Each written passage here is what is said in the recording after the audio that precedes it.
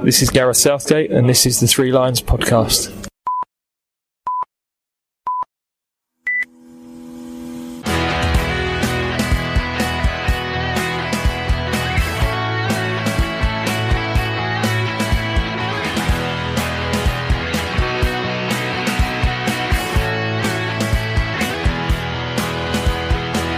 Hello and welcome to the Three Lions podcast. My name is Russell Osborne and this is an independent England supporters podcast. We're looking at the European Championships that England have participated in the run-up to this year's tournament. We've already looked at 1980. You can find that episode by searching back through your chosen podcast provider. We spoke with Les Gasson, and what an interesting story he had to tell us. Let's crack on with the next episode. England missed out on the 1984 European Championships in France after failing to qualify, having been drawn against Denmark, Greece, Hungary and Luxembourg. And the outgoing manager, Ron Greenwood, said, "You can't disguise the fact that this is a very good group for us." Now, Bobby Robson had been at the helm since 1982. We were pipped to the post by Denmark, and I think it could be seen as the beginning of Denmark's presence on the world stage, which would see them make a huge impression at the World Cup of 1986. We finished a point behind Denmark, this despite a 9-0 win over Luxembourg, but there was a 0-0 draw at home to Greece and a 1-0 Wembley defeat to Denmark in 1983, which sealed our fate. So on to 1988. West Germany won the right to host the tournament with 5 votes ahead of a joint bid from Norway, Sweden and Denmark, who gained just 1 vote. And there was a bid from England, obviously unsuccessful. Again, it was an 8-team, 2-group tournament that ran from the 10th to the 25th of June across 8 West German cities. Didn't, however, include Berlin, which West Berlin at the time was part of West Germany. Other participating nations included the Soviet Union, the Netherlands and the Republic of Ireland, who were managed by Jack Charlton, who had won the World Cup with England 22 years earlier. And he'd taken the Republic to their first ever major tournament. Now these 3 nations, the Soviets, the Netherlands and the Republic of Ireland, would be in England's Group 2. Group 1 featured hosts West Germany, Italy, Spain and Denmark.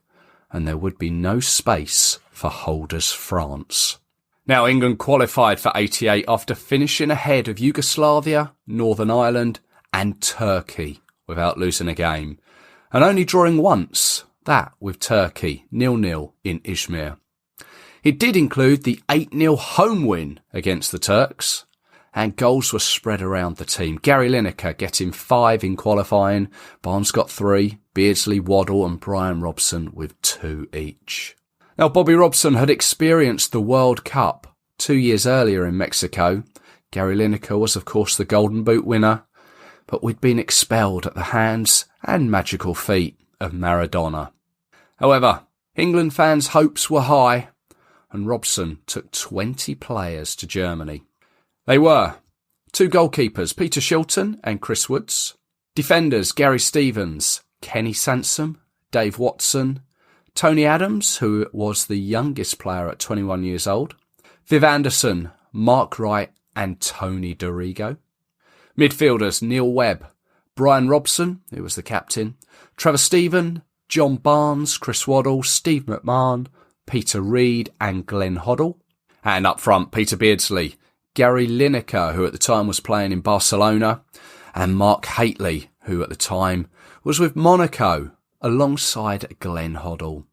Now, England had warmed up for the tournament with a Rouse Cup victory after a win against Scotland and a draw against Colombia. They then beat Switzerland 1-0 in Lucerne in France before coming back to play non-league Aylesbury United on the 4th of June. They can search back on previous episodes of the Three Lions podcast as we covered this particular match in more detail. And they also released a pre-tournament song called All the Way. And speaking of music, ITV used their tried and tested theme for the previous World Cup, and one that had also been used for Saint and Greavesy. Now, I just about remember this tournament. I was 10 at the time, and I remember being flabbergasted at the result against Ireland, thinking this couldn't happen to England. I then, however, do have some happy memories of the following games. I was on holiday with my family and watched the Holland and the Soviet Union games in Gran Canarian bars with my granddad, and indeed the amazing final where Marco van Basten scored that superb volley. Now, it only came out afterwards that Gary Lineker was at the time suffering from hepatitis, and it wasn't the first time that Bobby Robson was crucified by the press, as during and after the tournament, the knives were often out for him from certain sectors. It was in fact a tournament with no 0-0s, no sendings off, no extra time, no penalties. But it was one, as I say, with 3 England defeats. Now, let's talk to someone who was there.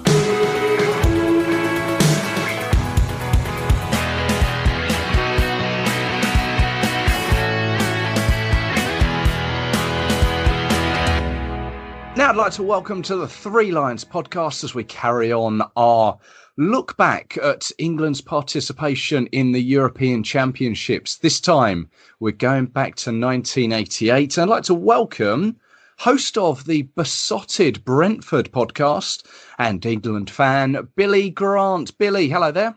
Hello, mate. How you doing? Very well, thank you. Yourself? Oh, I'm not too bad, actually. Beesotted, the Brentford podcast, which you host, isn't it? That's correct. Yeah, that's right. Myself and Dave Lane would be running it since early 90s, actually, when it started off as a paper fanzine. It sort of morphed into a podcast, a blog, video blog, events. We just do all sorts of stuff, anything Brentford football related. We have a bit of a laugh. It's quite good. It's amazing, actually, how it's sort of progressed from, as you say, paper fanzines to now audio podcasts. How technology has gone. That's right. Similar type thing, except for writing it, you're just talking it. This is our European Championships podcast. In between supporting Brentford, you are an England regular, aren't you? Yes, I am. I've been to 14 tournaments, I think it is now as well. 7 or 8 World Cups and 7 or 8 European Championships. I'm not sure exactly what the order is. Germany, a Euro 88 in Germany was actually my first ever England tournament that I went to. I remember wanting to go to 84, which I think it was in France. I think it was in 84. That's right, because we didn't qualify for that, did we? No, that's right. So it didn't quite happen. So I made sure that 88 was going to be my first tournament, and also it's because I just started working. I just left uni. There I was with a bit of a pay packet, bit of a salary in my pocket. So I just thought, tell you what, go home and away for Brentford as I did then. But I said I'd like to venture out and go and see England play abroad. So I made Euro 88 in Germany, my first England tournament. And it's interesting to see how far England and the Euros and everything have come since then, because obviously I'm not being funny. Obviously, 88, it's quite a long time ago. So, 32 years. Yeah, Russ, 32 years. So I've got an okay memory, a pretty good memory, but you've still got to kind of sort of scratch beneath the surface to remember a lot of things that were going on.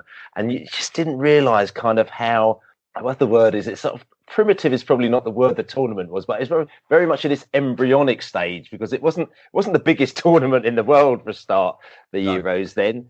It was, but it was good. It was quite exciting. I mean, it's quite funny because in those days I hadn't really been to that many England matches on the terraces before that tournament. I used to actually work at Wembley, which is quite funny. So all the way from the early in the mid 80s, when I was at school and college, I used to work at Wembley Stadium. So the way that I used to kind of see my England matches, I used to work behind the bars. And when the bars used to close, what they did is that, you get there and you start working at, say, midday. The bars would open the gates at 1:30. The bars will be busy for about an hour and 3/4. And by about 2:45, the bars would really quieten down.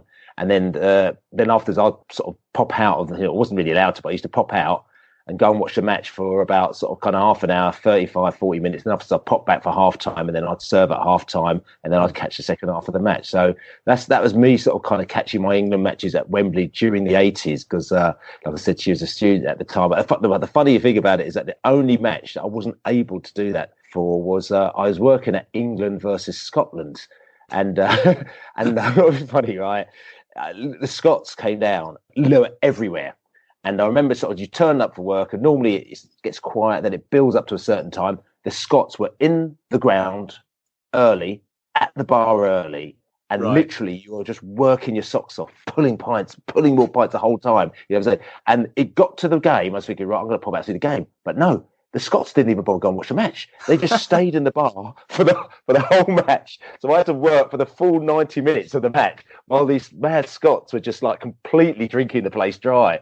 God, so I never did see England-Scotland when I was behind the bar. So I decided before Euro 88, I thought it was a little warm-up. I went with my mate Dave Thompson, Dave DLT Thompson, who was my flatmate at uni. I said, tell you something, let's go to see England versus Scotland, friendly, inverted commas, the Rouse Cup, I think it was. Oh, yeah. So that was the warm-up to Euro 88. We went down to Wembley, and like I said to you, Peter Shilton, Tony Adams, Kenny Sampson, Gary Stevens, Brian Robson, Trevor Stephen, Neil Webb, Barnsley, all these lot in the side. And Gary Lineker, of course, was in there, Peter Beardsley at the time. And I said to my, hey, we've got to see Scotland, see what England, we can get the vibe. So when we go to Euro 88, and I have to admit, it was kind of a little bit like slightly rabbit in the headlights, because it was a little bit feisty, should I say. Probably the best way to describe it. There was a lot of activity happening literally everywhere that you stood. There was like, to your left, to the right, people in the sort of the lower tier trying to get onto the up tier. You tried to walk down the stairs at Wembley, and it wasn't the best of experiences, because you got your trousers wet and your feet wet from people who couldn't be bothered to find the toilet, but just use the stairways to relieve themselves of the pressures on their groin. And that was what Wembley was like. But I mean, it was properly some. I remember DLT's going, "Cool, Brian, Bill, this is it's a bit moody." I'm saying, do you really want to go to Euro 88? I'm like, yeah, Dave, it'll be fine. So that was it. So we sort of kind of set off on our plans for Euro 88. So this was, let's say, it was held in Germany, in West Germany, because it was still a divided nation at the time. And we were drawn against Ireland, Holland, and the USSR. Now, did you get out there for all of it, or was it just, did you pick and choose your games? How did it all begin? Well, and again, this just goes to show you what a tournament virgin I was, because, ever since this day, I don't think I've ever done this again in all the other sort of 30 tournaments I've been to. But I just thought to myself, the thing about Euro 88, the Euros in those days, it was really small. Considering, what they're trying to do now, and they've expanded it to so many teams, and, I think you can get through if you're in third place. It's ridiculous, the amount of groups. Euro 88, there are 8 teams. Right? It was brilliant. West Germany, Italy, Spain and Denmark in one group, Soviet Union, Netherlands, Republic of Ireland and England in the other group. 3 matches each in the groups. And then whoever won, the 2 tops went to the semi-final, then the final, boom, and it was done. And if you think about it, that was kind of like a tournament of beauty. In reality, it is a great format, I think. Just get it done, bang. Get it done. The group games. England's first group game, I think, was on the Sunday, the 12th of June. And that was against Ireland. And they were, they were done, but they were done by the 18th of June. They were on the way home. Sort of a week later, they played 3 games in 6 days. So, but if you think about them, the amount of time that people have to take work off work to go to tournaments and try and plan their life around it. You take 2 weeks, some people 3 weeks, some people take 4 weeks off. In a strange way, you've got a tournament that was literally from when it started on the 10th of June to when it finished on the 25th of June, the final. It was like literally 2 weeks. So you could actually be in a country for 2 weeks and see a whole tournament. Coming back to about, my planning for this one, like I said to you, I'd never done a tournament before. I didn't know about the military planning that you had to do for England matches or anything like that, especially in those days, because obviously football violence was rife. There was mad kind of rivalry between all the different countries and stuff like that. It was the days when you didn't really wear too many colours when you were travelling anywhere for football, particularly at home and stuff like that. So it was kind of a different scenario. So I thought to myself, tell you what, England were favourites to win this. Were we? Big favourites to. Yeah, we were one of the favourites to win, because also if you look at it, the group that we had was deemed, in one group you had West Germany, Italy, Spain, and Denmark.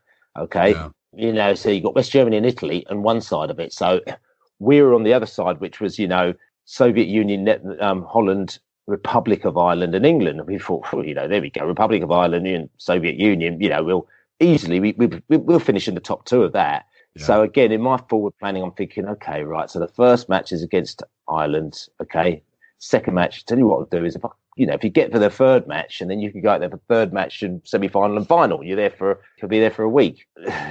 Unfortunately, like I said to you, it's probably the last time I ever tried to do one of those, because it was a complete and utter fluff. So I actually only planned to go out from England's third match, hoping that's going to be the match that we're going to either have qualified or already qualify, and I could move on from then. So I actually watched the first two matches back at home. Oh, I see. Well, let's have a chat about those from what you remember of those. Ireland, didn't see that coming, did we? Well, that's the thing. You didn't see that coming at all. England are playing Ireland. The Ireland team, it's interesting because it's 88, so it was pre-90, which is Chap Charlton. He'd taken them on board. He sort of started to transform this Ireland team. They were industrious side, probably the best way to do it. So they worked really hard for the manager, and they worked really hard as a team. But you didn't, really think that Ireland are going to be too much of a bother. Paddy Bonner in goal. You had Chris Hughton in the side, Mick McCarthy, of course, Ronnie Whelan, Paul McGrath, Ray Houghton, John Aldridge, Stapleton, players like that who were sort of good staple players, a few Liverpool players in there. They're all players that we knew, weren't they? They were, but also, if you think about it, a lot of the players, you knew them in those days, because I suppose, even though there's more football on TV now, when football was on TV, I think it was much more special. So when these games are on and you used to watch it, I'm going to have to watch whatever it may be, an England match or a cup final match. So these players actually, I thought, became bigger stars because the audiences, everyone would be honed in to see them. Now I think football's much more fractured, where some people watch Sky, the other people watch BT Sport, so it's a bit all over the place. So yeah, those are really big names. England, like I said to you, had big names in there. Peter Shilton in goal. Kenny Sampson, Gary Stevens, Umar Wright, Brian Robson, Captain Wonderful, Peter Beers, Gary Lineker. We had a good team. But the fact is that Terry Butcher was actually absent in that first match. He was injured. So we had quite a relatively young, sort of kind of up-and-coming defence. They just, Ireland, they were properly direct. They were just like, route one, let's just get the ball into the area and let's just cause problems type thing. And they did. They caused problems for us. They put this early free kick into the area, if I remember rightly. And it was, if you've seen it, is an absolute car crash defending. The ball comes in, and I think there was a header that they got in, which shouldn't have really happened, and then tried to clear it. And Kenny Sampson then kicked the ball up into the air when he should have cleared it, and then it landed. And then I think John Aldridge headed the ball to Ray Houghton, I think it was, and then he sort of kind of looped this sort of header beyond Peter Shilton, and bang, and the Irish fans, there's absolute carnage. They're just mayhem, because they obviously didn't expect to beat England at all. They'd beaten them 1-0, and it took us about half an hour. No, it took us about the whole half pretty much to recover from that. And again, it was one of those ones where it was, England could have come back. Gary Lineker actually missed 3 really good chances, or you could say Paddy Bonner, really good goalkeeping. So, one-on-ones with the keeper, and didn't happen. And Whelan hit the crossbar for them as well. Brilliant shot for about 25 yards. Haitley came close as well. I think Glenn Hoddle was playing, that's right. He had this free kick. He floated it into the area, and I think it's Mark Haitley had a header which was close, but we just didn't even get the equaliser that we thought we were going to get. And I think apparently afterwards they said Gary Lineker was suffering from hepatitis. I don't know how true that was, but that was the rumour that was flying around. So that knocked us for 6, because again, in these competitions, as you know, that was the last time that England were eliminated. And correct me if I'm wrong, because again, I haven't done all my research. Really, this is me talking just off the cuff here. At a group stage, and the next time after that was in Brazil in the World Cup. And the way that's happened is that you lost your first match. So if you lose your first match, you realise that it really is backs up against the wall. because you need to get a result in your second match or else you're in all sorts of trouble. So us losing that first game meant that, that England really had to pull up and get a real result in the second match, which is Holland, which is going to be a lot trickier than the Ireland match. So, yeah, Holland, before the tournament started, you thought, well, it'd be us and Holland going through. So we'd have to get a result against them based on that Ireland game. So, yeah, this was the game that we had to win. This was. And it's a few days later, like I said to you, there wasn't much respite for the players. No, they squeezed them in, didn't they? Yeah, I think this game was played on the Ireland game was on the Sunday. The Holland game was on the 15th. It was the 15th. So that was like, I think it was a Wednesday or something like that, wasn't it? Yeah. So could you imagine that? So 3 days later. I mean, I think it's great. It's like the Championship football. Like, we play Saturday, Wednesday, Saturday, or Saturday, Tuesday, Saturday, a lot of weeks, and and you just have to just put up with it. So it's quite exciting. You go into the game. There's not much kind of downtime. We played, it was in Dusseldorf. Again, I remember watching it with my mates at home, keeping my fingers crossed that my holiday wasn't going to go kaput. Yeah. Big crowd as well, about 65,000 or so, in the stadium. The Dutch came down, you could see them, like loads of orange, as they do for these tournaments. It was a tight match. It was a good match. We hit the post twice, if I remember rightly, in the early stages. Yeah, we hit the post twice. Lineker and Hoddle. Lineker. That's right. Lineker was through, and he beat the goalkeeper. And I don't know how he hit the post after he was through. It was like, oh no, right, and Hoddle as well. And then, but it was that man. And he would tell you something. He didn't even start the first match again because their first game, they played the Soviet Union. This is Holland. Holland. So Holland played the Soviet Union in their first game. They just lost. Actually, the Soviet Union just beat them, which is a bit of a surprise. So they beat them, and Van Basten, right, was actually on the bench, I think pretty much for that game. Was on the bench for that game. So I think they took him off the bench for the England game. He just it's just quite bad. He just tore his apart. It was brilliant. It was absolutely brilliant. Tony Adams just got completely embarrassed by him. He was great. If you watch, I think it's the second goal. There's a goal where they had, their team was Ronald Koeman, Arnold Muren, Ruud Gullit was the captain, Marco van Basten, Frank Rijkaard, like Jan Wouters, all of those people. And I'm saying, in the side, fantastic. There's a move where Ruud Gullit, on the edge of the area, he kind of just does this nasty little kind of pullback skill and flicks it through to kind of Van Basten, bang, in the back of the net. It was just brilliant. They were really fast. They were on the ball. Yeah, we could have potentially, probably, you could say, got a result from that game because it was tight to an extent. They got the first goal with Van Basten, then Captain Marvel, Brian Robson, sort of kind of came running through, ball, puts the ball over the goalkeeper who's on the floor, and it's great. They got the equaliser. So you thought, yeah, we're in here. But then after they just ramped it up sort of towards the back end of the second half. And the Dutch, and they scored, Van Basten scored, the final goal as well. And they were great. It was gutting because they obviously needed that victory because they'd lost their first game. So they got the victory. We were out at that stage. And can you imagine, I'm thinking, oh my God, I'm going to be flying over to Germany tomorrow or wherever it was, or the day afterwards. And we're out of the competition. And there was a serious question. And it was a real fluff because, like I said to you, you just don't, as people know, if you're doing a tournament, go there for the first match because it's always the best fun. Everyone thinks they're going to win. You haven't lost or won or drawn any matches.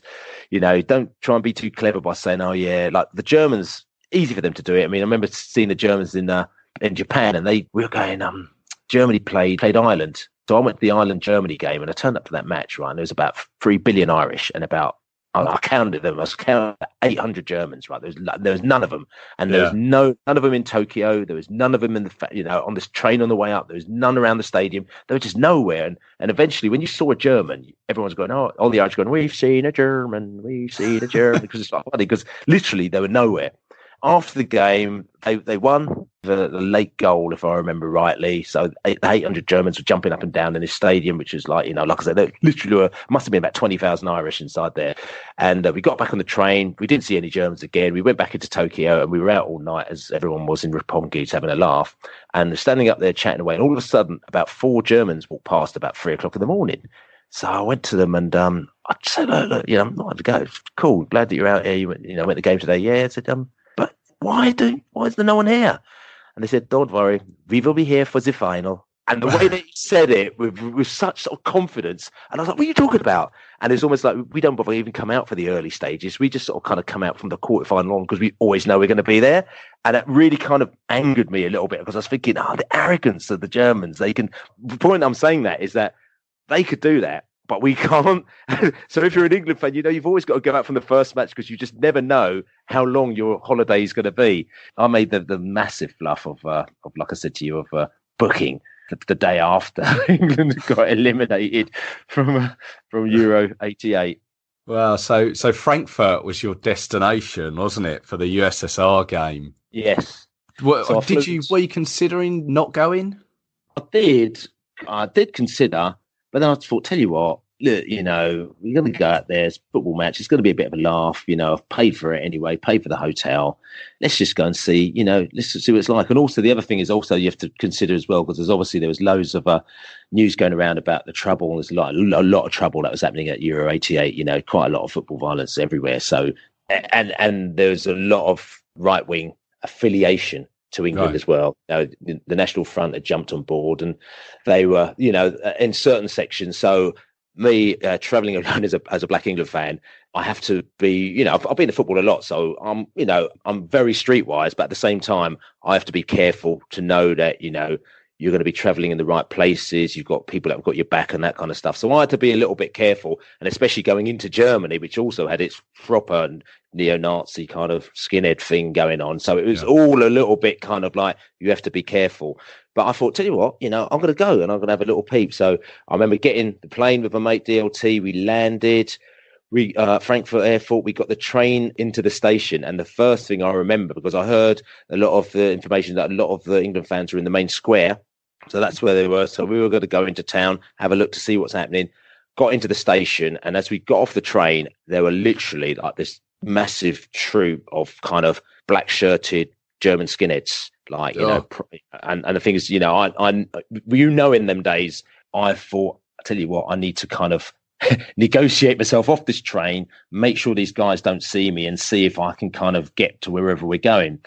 So I remember getting off the train, then all of a sudden this guy comes up to me, he's going, and he started to have a go. And I saw him, and he had the shirt on, and it was sort of written in sort of kind of looking in a sort of permy ink, sort of, there's pens that you write on a whiteboard, and it said Churchill was right. You know what I'm saying? So he's got this T-shirt. He looked quite bedraggled, like he'd been sleeping rough for at least a couple of days. And so I got off the train. He comes up to me. He goes, "Oh, yeah," and he started just really having a go at me. And I thought, what's the matter? What's the matter? Why is he having a go at me? And then he said to me, "Yeah, you Yank." And I said, "Yank? I'm not a Yank. I'm English." And he went, "English? Oh, yeah, mate, right, yeah." And then he started to hug me and shake my hands and things like that. And basically, Frankfurt was an American air base. So I think a lot of Americans were based at Frankfurt. So basically, I was walking because I was a black person in Frankfurt at the time, everyone thought I was American. No one thought I was English. It was like really quite bizarre. So this English character kind of was having a go at me because he thought I was some sort of American serviceman, and he just started to sort of hurl abuse at me. So I thought this is a really quite strange start to my holiday. I've got a bunch of sort of extreme right-wing sort of skinhead Germans at one end of the platform, and this little young character just abusing me. So I said to DLT, "Tell you what, DLT, let's forget going to Brentford." We jumped back on the train, and we ended up in this place called Heidelberg, which is about half an hour south of Frankfurt, and we just decided to plot ourselves up there instead. So we stayed in Heidelberg. It's a little student town, and we went there, found a little hotel place, put our stuff down in the hotel. I remember just coming out afterwards, and we went to the local bar, and this is kind of like so reminiscent of kind of like what your experience is about. We come and we sat in the bar, and all of a sudden, in Heidelberg, it was probably the best way to describe it. It was really kind of quite mellow, and a lot of people who were at the Euros who decided that they didn't want to be in the thick of the action, but still wanted to be in Germany, but wanted to just kind of hang out and just have a bit of a laugh and, not to get too involved in just whatever else is going on. We're also in this. Also, you're sitting in this bar, and next minute beside you, you've got another guy from England, a couple of guys from Ireland. And it's that usual thing where like basically everyone's in the bar. And so you have one beer, 2 beers, 3 beers, and by the end of the evening, you're all chatting away and you all become mates. And the funny thing is that, I mean, I met all these guys there, and I've got no idea what any one of their names is, because I was Brentford. I was sitting there talking to Charlton.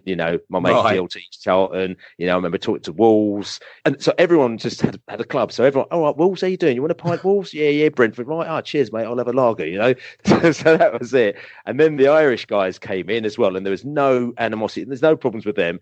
All the English were staying in the hotels and B&Bs. The Irish were staying with the campsite. So they'll come and go, hey Jesus, how are you doing? Okay, I want to drink. So they'll come in. So we're all drinking with them, and it was just brilliant. It's a really great atmosphere, and I just thought, this is really lovely, because I'm hearing all this news about trouble and violence, which I'm sure there were in different pockets, but what they didn't show you is what was happening here in this bar with lots of different England fans who didn't want to get involved in any nonsense whatsoever, just wanted to have a laugh, mixing with the Irish and just having jokes and whatever it may be. And I just thought, I'm quite feeling this vibe, you know what I'm saying? So, and I had 2 days of that before the actual match itself.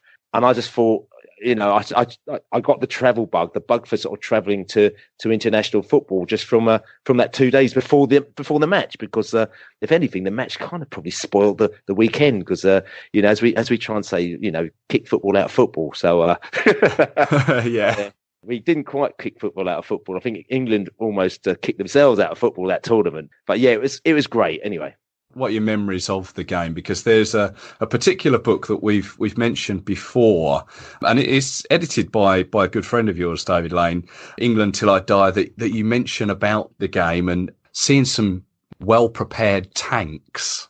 Yeah, so we basically, I think the day of the game, we jumped on the train, we went into Frankfurt, probably had a few beers and stuff, and then after that we made our way to the stadium, and also all I remember about Frankfurt, and forgive me wrong, I vaguely remember it's kind of where the stadium was. There was a sort of kind of forest or a green area outside it, you know what I'm saying? So I started to walk towards the stadium, and then all of a sudden there was a tank. That literally was a tank sort of kind of outside the stadium there. The Germans had taken the sort of security to another level, that there was actually a tank outside the stadium, which I just thought was absolutely bonkers. Like I said, I remember that. I remember us being going through the turnstiles. We were in the side bit, if I remember rightly. So we weren't behind the goal. I'm pretty sure, we were in the side bit. And I remember seeing the game. I mean, the atmosphere was so flat. But everyone was there, but they didn't really want to be there. They'd just been beaten 2 matches. We had to play the Soviet Union. Obviously, this is the Soviet Union, which was, the USSR. It's a country which was, elsewhere. There was visa restrictions and all sorts of stuff associated with the USSR. However, the whole stadium, other than our little section, seemed to be Russian. They seemed to have let the whole of Russia out just for this one match. You know what I'm saying? Really? Basically, yeah, right. They weren't Russian at all. They were all the Germans. So the Germans were like, basically the Germans had turned Russian for the day. Yeah, so that's the one thing that I remember. So basically, I remember, we kind of just gave away some sort of fairly soft goals. I think Mikhailichenko scored one of their goals as well, who was kind of quite a famous player. But back in them days, there he was. He played for them. But we saw some soft goals. But every time they scored the goal, the whole stadium just erupted. Now that game was my first experience of the Mexican wave. If you think about it, the Mexican wave wasn't actually that old. Mexican wave started, if I remember rightly, in World Cup '86 in Mexico. So it's that 2 years previous. Yeah, 2 years previous. So that whole idea, everyone got up. It's like, oh, LA. So that started sort of 2 years. I mean, obviously they've been doing it for years, probably in that area, but that's when it sort of started. So the next tournament, it's come. And the Mexican wave became part of of things that happened. But it was, obviously football was a lot less touristy in those days. It was kind of pretty much for the hardcore. For me, getting the tickets for this match. I mean, I remember getting tickets for, say, this match, and also I remember getting tickets for the World Cup semi-final in Turin.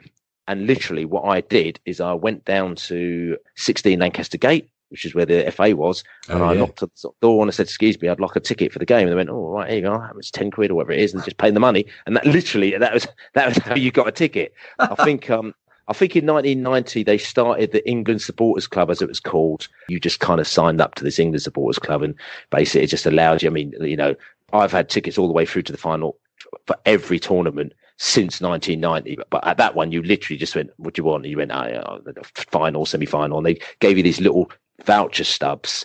So you got these voucher stubs, for the semi-final, final, which I've kept till very recently, till I moved house, and I've lost them as well. But, so that was a score. I know, I'm a bit gutted, but yeah. So that's what you got for So to getting a ticket for the game was ridiculously easy. So like I said to you, it's easy to get to the match, and talking about this Mexican wave. Like I said to you, I was talking about the crowd because the crowd is, more industrial, as we say to you. It's less touristy, more industrial, because it just wasn't cool going to football in those days. It really wasn't. So anyone who wanted to go could go. If you call me up and said, look, Bill, I fancy going to, World Cup semi-final, you could literally just, okay, I'll get you a couple of tickets. And it was as easy as that back in the day, because we hadn't gone through that whole kind of post-Gaza when he started crying at the semi-final, and then everyone started going, well, actually, football's quite good. And then it started to get much more popular. So they started the wave in the stadium, but the wave was done by, by more proper football fans. So it wasn't quite like the sort of family type wave that you get in at Wembley at the moment now. It's like, so they're doing the wave. The wave goes all the way around. And remember, the wave came all the way around the stadium to see it. And then when it came to the England section, it just stopped. And there's nothing. And then the England fans started flicking wanker signs towards the Russian stroke Germans who are over there. And so the wave stopped for a little bit. And then afterwards, the Germans stroke Russians started singing, Auf Wiedersehen, Auf Wiedersehen. And then the wave started all the way, and went all the way around the stadium, and came to the very end, came to the England section, stopped, wanker signs, Auf Wiedersehen, Auf Wiedersehen. And that just carried on going on, for about 20 minutes. It was good. And that's the first time I've ever seen the wave where obviously, the wave was just not taken at all by the England fans. And I just remember the Wiedersehen and the Russian flags flying, and I was thinking, God, these Russians, they've learned German really quickly, haven't they? So yeah, so that's what that was probably my abiding memory of the match, just being heckled by the German Russians, the Mexican wave, and 3 really soft goals, a tank outside the stadium, and just wanted to get back to our hotel in Heidelberg to get more beers, and yeah, so that was it really. So you left sort of as England did, with their tails between their legs. Did you come straight back home, or did you stay out there for a little bit longer and watch any more? No. I mean, I stayed. We came back home after that. I mean, the semi-finals, I think, the following Tuesday and Wednesday were Soviet Union played Italy, and West Germany played the Netherlands. And I had no interest in seeing. I had no interest in seeing any of them. I mean, I didn't want to see the Soviet Union again, to be quite honest with you. Italy in those days, even though everyone loved them, they're you talk about the names now. Walter Senga in goal. You had players like, Paolo Maldini. You got Carlo Ancelotti inside the side. Roberto Mancini, Gianluca Vialli. It's like all these players that you kind of heard of, and everyone they used to love the Italians, in those days. But I was one of those ones where I was kind of a little bit, this is my team, so I'm not kind of really interested in going off to see another team play. So we decided to head back. Listen, we had a great few days. The football, we lost, but it was still a bit of a laugh. And I got my first taste of international football, and a little bit oppressive with the police and the vibe and the atmosphere. Didn't see any problems whatsoever. Didn't see one bit of problems after that. But that really just gave me the taster for going to watch England. So after that, I plotted myself right up for World Cup Italia '90. And, the start of a beautiful journey. That's right. Yeah, it was indeed.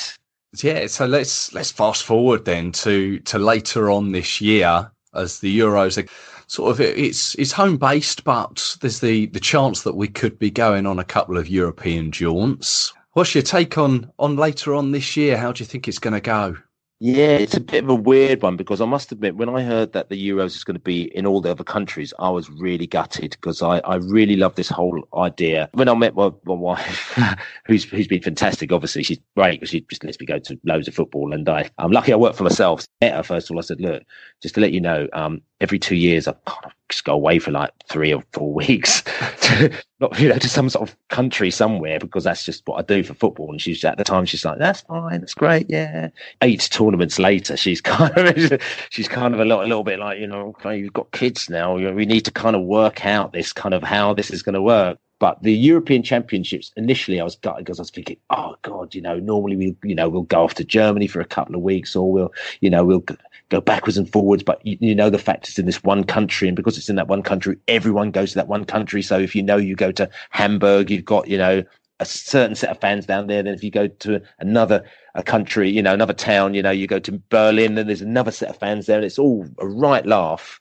I thought, not going to have any of this. It's not going to be the same. And I was a bit gutted. But then I think what happens is, as a football fan, you learn to adapt, and you think, right, how can we make this as fun as possible? So first of all, you get used to the fact that, you're going to be playing at Wembley for most of your matches. The first 3 matches anyway are at Wembley, which means that for me, it means it's like, an hour, on a tube to get to the match, which is not nearly as much fun as, you booking a flight even the night before or 2 nights before, spending a couple of nights before a night of the game maybe, and coming back. That's not nearly as much fun. So you think, okay, what can I do in and around that Wembley thing to make it a little bit more than just turning up and waking up in the morning and then just going out to Wembley, which is what you'd normally do for any other Wembley match.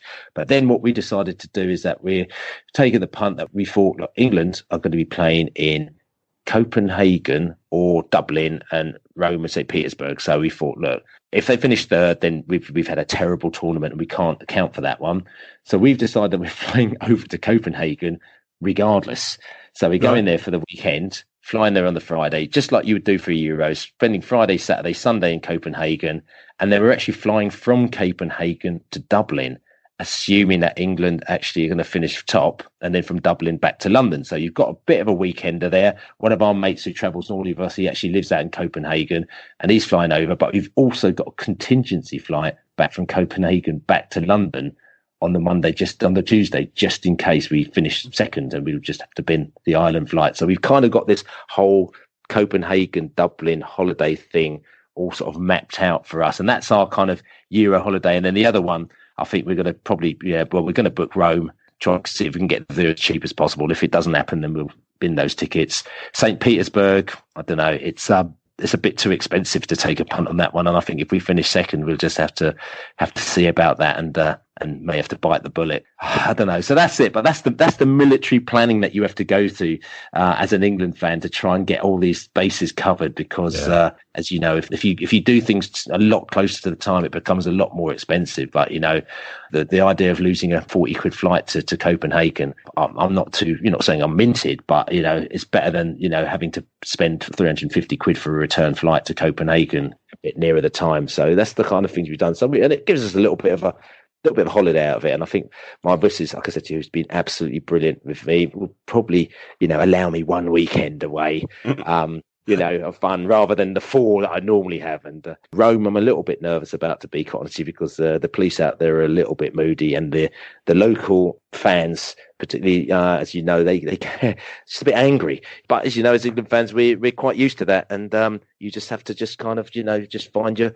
your places to go and just make sure that you keep your wits about you, I suppose, because it's really unfortunate because like I said to you, I've been a lot, and of course there's always people, idiots everywhere, but in general, people that follow England, there's a great set of fans, great set of people, and it's just annoying that the whole time when you go away, you always have to kind of watch it back, because it's sometimes on the other side, it's just that they just see you as not as an easy target, but a bit of a trophy sometimes as well. And most people, they just don't realise that we're not even bothered. They just want to go and have a bit of a holiday, have a bit of a laugh, watch their team play, and come back home. So, some places are great, like Kosovo. Different gravy, brilliant. They treat you with the right attitude, and it's really fantastic. So places like that are really great. But sort of shied away of going to watch England play in Italy just because the moody police for me. I just find that they're a little bit. They just find them a little bit scary, and I hope they've got their acting gear when we come down there, and they're not so reactive as they tend to be. Because the English police, to be fair to them, they try and give these international police forces a little bit of advice on how they should go about their policing, and be a little bit more softly and be a little bit more humane about it. But a lot of them are not interested, and they just like to just kind of wade in at any opportunity. And I'm not trying to put a downer or anything like that, but I'm just saying that, Italy, just watch yourselves if you're going out there, because they're just not very happy in general. But there's lovely Italian people, and they're great. Wow. Let's hope we're not talking that come later on in the year.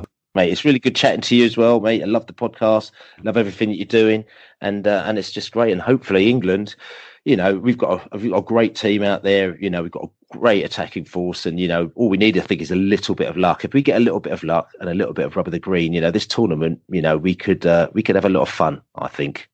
Let's hope so. And once more, go on, Beesotted. Go on, give it a quick plug. Yeah, we're Beesotted podcast, Beesotted. So we're a Brentford podcast, fanzine, blog, all that stuff as well. But also, if you look checking out there, we've got videos. I've put up some of my England video blogs as well. So I think I've got Russia there. I've got the France Euro 2016 up there. And I've got Brazil as well, 2014. I think that might have gone up there. Or you'll be able to find some of the Brazil stuff up there as well. And also I've got some stuff that we've taken, and just goes to show you how I used to be carrying a video camera before the days of camera phones. I think I've got a video up there from World Cup 98 as well. I took about 20 hours of footage in 98. So I was at the game when England played Argentina, when we should have won, and David Beckham got sent off. So I've got all of that, England Argentina footage. I've got quite a few bits and pieces. Oh, I'm gonna have to seek that one out now. So listen, good chatting to you anyway, Russ, man. Likewise, Billy Grant, thank you very much for your time.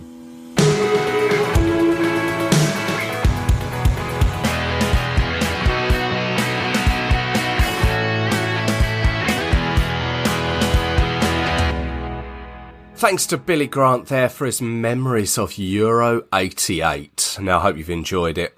An 8-team tournament. Would you prefer that this summer, rather than the 24 we'll have? Get it over in 2 weeks, or string it out for over a month? That final in 1988 between Holland and the USSR saw Ruud Gullit, his header with his dreadlocks flying through the air, and then that Van Basten volley from the acute angle meant a 2-0 win to the Dutch and their first international trophy. What were your memories of that tournament? Let me know on Twitter. You can find me at 3 Lions Podcast, or search Facebook for the 3 Lions Podcast group. And as I mentioned in the previous 1980 episode, I found the inspiration for the series of Euro podcasts from an England book called England Till I Die, edited by David Lane. You should find it on the likes of eBay and Amazon.